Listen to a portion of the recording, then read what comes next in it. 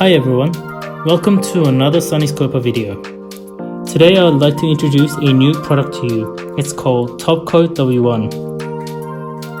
What it does is, it's a type of cover coat that is used to protect the film-free decal paper, or decal paper in general.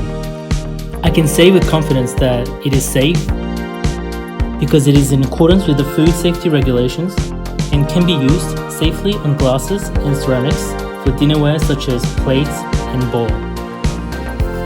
The materials that you would need: a plate complete with film-free type A decal, a bowl of Topcoat W1, brush and oven. To use this product, first you want to clean the surface.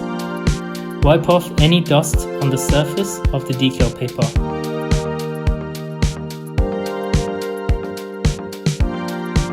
You can apply a small portion of the solution. Only take out a small portion at a time. Apply a copious amount of Topcoat W1 on the brush evenly, starting from the end. Apply brush evenly all over the surface without overcoating to avoid leaving stains. The stains can also form from a result of applying too much coating.